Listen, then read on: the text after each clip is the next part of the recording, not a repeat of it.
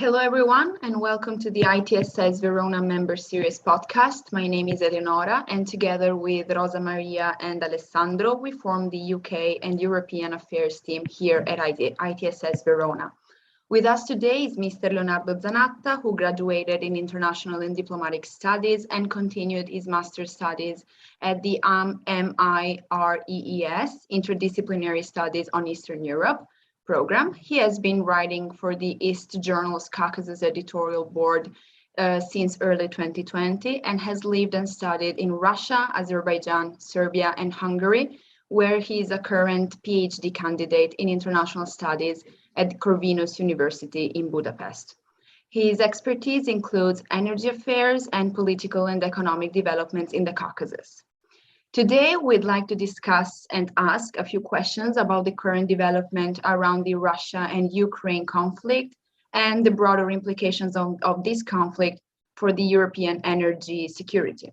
So let's start this podcast with the first question, which is, do you, Mr. Zanatta, think that it is possible for the European Union to reduce its dependency from Russian gas in the short and medium term? And if yes, how? Well, thank you so much for inviting me, and I'm glad to be here. So this is a very interesting question which has been in the spotlight in the last weeks. And of course, as you most probably know, Russia has historically been the European Union largest supplier of natural gas. And we should also not remember that this dependency on energy is also related to commodities, to other commodities such as titanium and palladium. Let's not forget that Russia supplies about 40% of palladium and titanium, which are absolutely needed, for example, for vehicles and aerospace industry. But just to come back to the current gas crisis, of course, I would say that after the 2006 and 2009 Russia-Ukraine gas disputes, which also continued to a certain extent in 2013 and 2014, the EU has sought to reduce its dependency on Russia as a gas supplier. And as we could see on March 8, the European Union announced that it will reduce its purchases from Russia of 2/3 before the end of the year. And moreover, it will also try to halt totally its purchase of fossil fuels from Russia before 2030. So this represents an absolute breakthrough. As we most probably know, Russia is the major energy supplier, but EU imported something like 45% of its total gas imports from Russia in 2021. And this also happens after that. On February 22, if I'm not mistaken, Germany had also altered the long-discussed Nord Stream 2 gas pipeline project. So this pipeline, which was designed to double the flow of Russian gas directly to Germany through the Baltic Sea from Russia. And this happened after that Russia formally recognized the two breakaway regions of Donetsk and Lugansk, of course. So while, of course, the US and the UK acted in a more resolute way, so announcing an end of energy imports from Russia with oil bans, the EU is, of course, more hesitant to apply some sanctions on Russia's energy sectors, and also because possible repercussions on the disruption of its energy supplies, but also on further increases of gas in the incoming future. So at least we know that the EU has enough gas in storage for this winter. This was reported recently by the European Union Commission, and this was possible thanks to the strong increase in natural liquefied gas from the fact that the winter was not that harsh as it was provided, and also because of the contractual supplies with Russia, which are still in force. And this makes possible to continue to survive for our families' homes, but makes us the problem of what doing when the next winter we will have to tackle with the same situation. And this is why the European Union has been speaking with other energy partners which are already famous in the European Union diversification strategy. So first and foremost, Qatar and the United States in terms of liquefied natural gas, but also Algeria, Azerbaijan, and as far from we know from the European Union Commission, from these developing talks, the European Union has been able to get other 50 billion cubic meter of gas per year. And finally, and this is what could be used as a possible solution advanced by the European Commission, is this Repower EU, which is a plan which is basically reducing dependency on Russian energy by diversifying suppliers, by improving energy efficiency in households and increasing renewable hydrogen production. And when coming to sanctions, and when coming to the possible disruption of imports from Russia, let's not also forget that the Russia could respond with a possible retaliation on gas.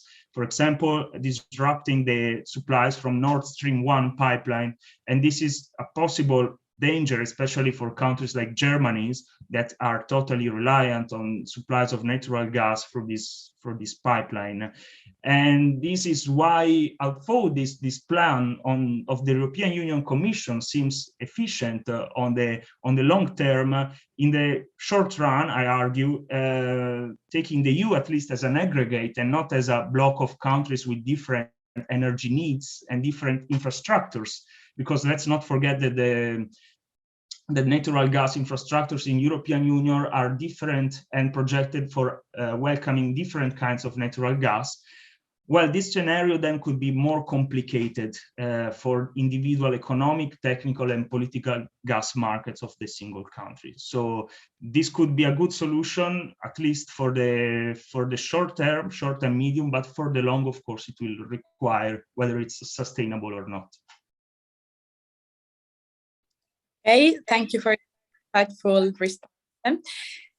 For the first time, the EU has decided to collectively provide arms to a third country. Is this enough of a spark to foster the creation of the long-discussed and long-awaited EU defense policy? Well, I tend to be kind of skeptical, to be honest, on this perspective, because it's true that Russia's invasion of Ukraine has forced the EU to reassess its security and defense policy concerns.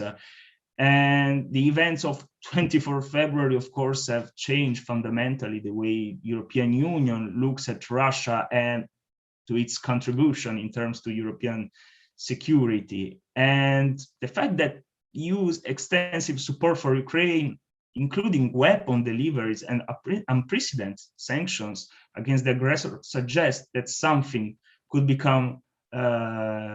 change, that could make appear the EU not just as the shadow of NATO, but also as an independent actor in terms of security.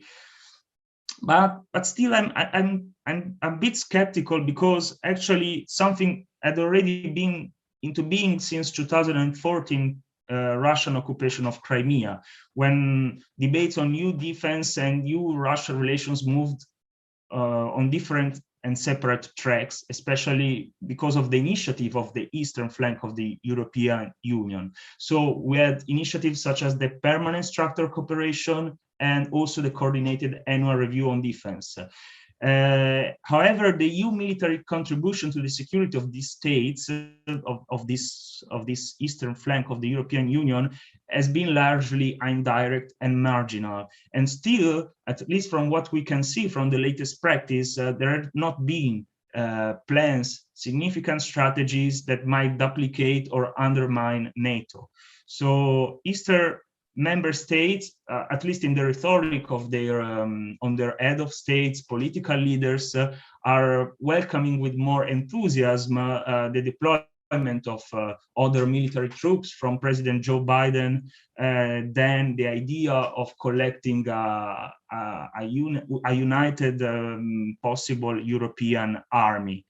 And finally, there is also another issue. So not only the protection of the eastern flank of the European Union, but also of the so-called Eastern Partnership countries, first and foremost Ukraine, because as far as we've seen from Maidan, from 2014 events, Russia felt provoked by the idea of these countries of joining the European Union integration process, and was feeling threatened by this democratization and European integration ideas.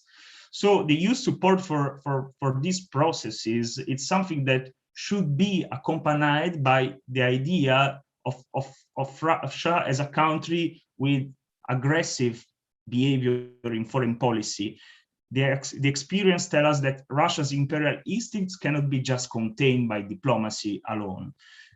So I think that in this case, especially due also not military attacks, but also hybrid warfare that Russia has exerted towards the European Union and Eastern Partnership countries, that still the idea of a European common defense policy, despite some processes and some progresses made out of 2014, is still not seeing some concrete light.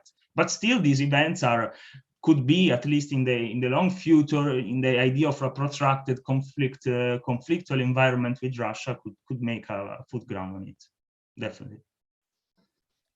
Okay, thank you again for your very interesting answer. Now, I would like to ask you, in your opinion, will the sanctions that have been imposed by the EU have the desired effect to dissuade Russia from its purposes? And what do you think will be the effect on the European economy of the measures that have been taken by Russia, as we are now considered hostile countries?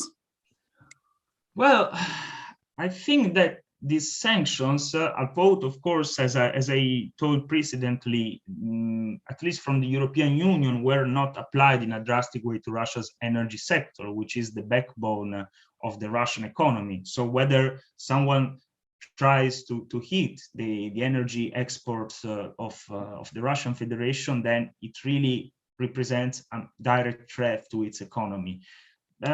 Still, despite the fact that European Union sanctions have been not that tough as, for example, Great Britain and United States one, I think that these sanctions will impose enormous cost on Russia's economy, cutting it from international capital, first of, and secondly, triggering a currency crisis, and fourth, a potential bank crisis, which could indeed represent like the worst financial shock since the debt crisis that Russia was facing in 1998.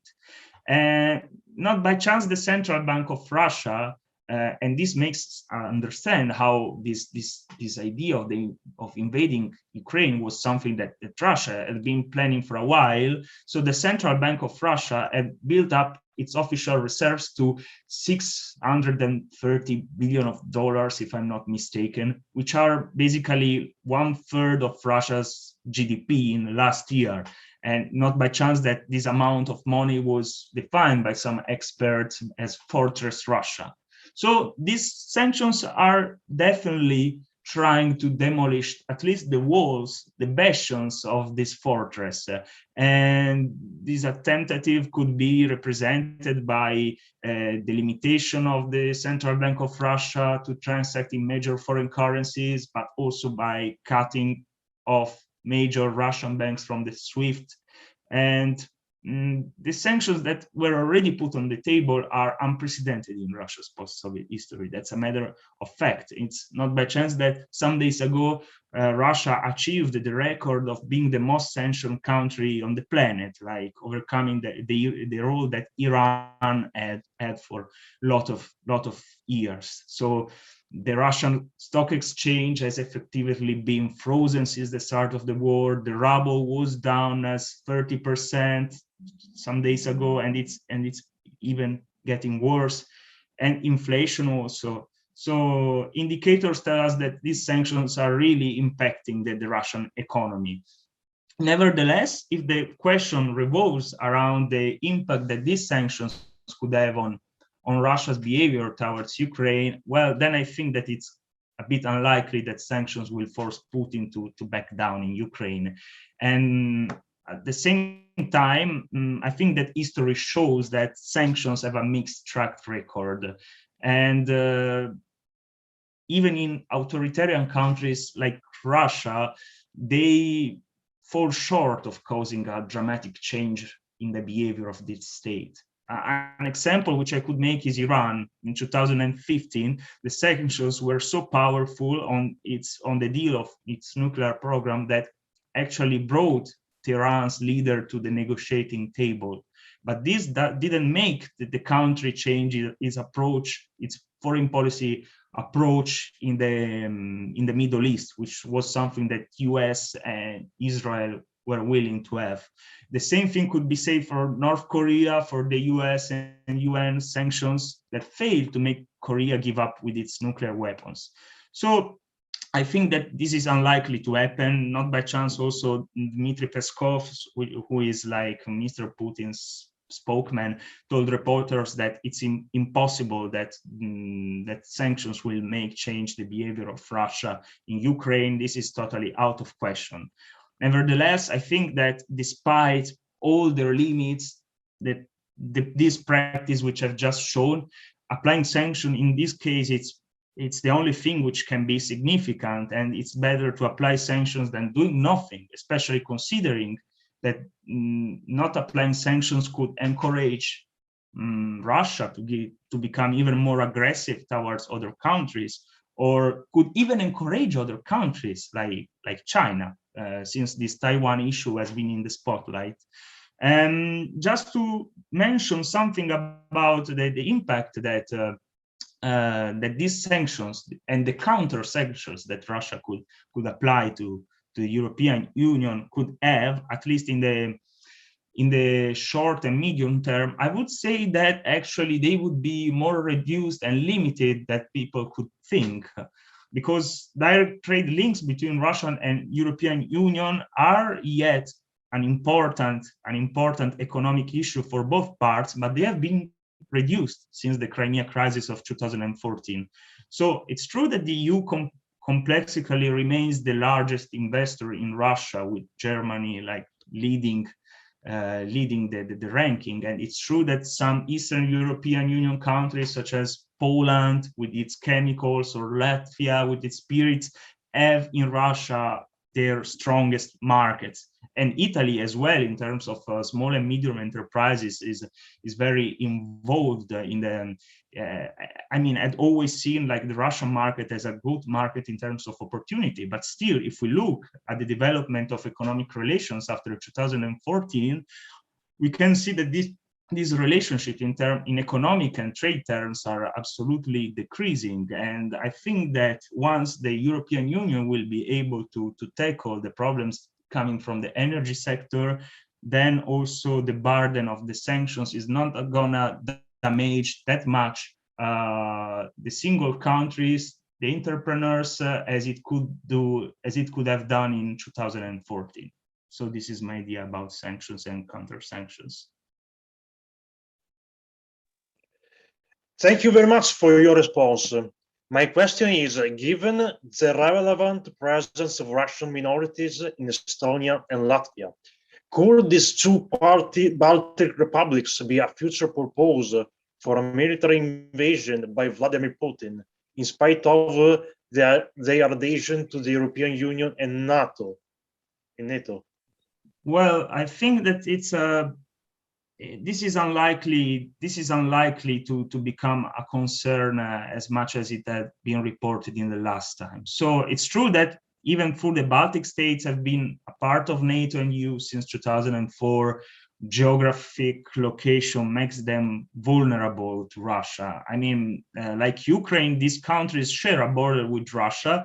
Moreover, Latvia and Lithuania also share a border with Russia's ally, so Belarus, which is widely believed to be a part in the conflict. But while Russian President Putin has not publicly expressed any ambition to reassert Moscow control over Baltic countries, many Estonians, Latvians, and Lithuanians are of course worried that Russia could try to regain influence across all former republics of the Soviet Union. And let's not forget that he defined the same collapse of the Soviet Union as one of the biggest strategies for his people. So, as I mentioned before, on February 24, Joe Biden, United States president, ordered the deployment of other 7,000 US troops to European Union and NATO's eastern flank. And this was met with great enthusiasm in the public opinion of these countries. And this is also due to the fact that, according to public opinion in these countries, that Russia is a country which measures the military might, but also the will of countries to fight. And this has been in the spotlight because of this Ukraine situation. What I can say is that actually comparing and contrasting the situation of the Russian minorities, who, for example, in Latvia and Estonia, make up about 1/4 of the population. Well, when comparing the situation of these minorities to the Russian minority in Ukraine, I think that some peculiarities and some common characteristics, as well as some difference, can be found. And this is relevant to understand whether this could be a problem or not for future developments in Russia-European ties. So what I think is that actually in Ukraine and in the Baltic state, there is a strong division between Russian population and the rest of the population, both in terms of geography. I mean, most of Russian minorities are clustered towards the Russian border, which makes even easier for eventual invasion or annexation. That's true. And at the same time, this is also translated into a marginalization and poorer economic conditions of these minorities. Like the larger Russian populations in Ukraine and Baltics were all found in lowest income areas. But at the same time, let's not forget that interference from Russia in the Baltics has not, I mean, it has been, especially due to cyber attacks, especially due to some movements in 2017, which rioted in the streets of the main capitals. But still, the parties of these countries, which are considered to pursue the interests of the Russian federations, also took distances, despite some agreements signed with Vladimir Putin party. The main pro-Russia parties in Latvia and Estonia, for example, which are Saskana and the Center Party, had to distantiate themselves from the politics of the Kremlin, despite the fact that their goals remained the same. In order to have more political weight in the country, due especially to the really anti-Russia rhetoric in these countries, they had to distantiate in order to create successful coalitions. So, and Russia somehow had to accept this, especially due to the role that the EU and NATO had in pushing back Russia interest, unlike it could have done this in Ukraine. So I don't think that a radicalization of tensions is possible to be deployed by Vladimir Putin as a pretext to attack the Baltic countries. Thank you very much for these insightful answers. This marks the end of our interview. It was a pleasure having you with us today to discuss this current topic. Thank you so much, Mr. Zanatta. Thank you for inviting me.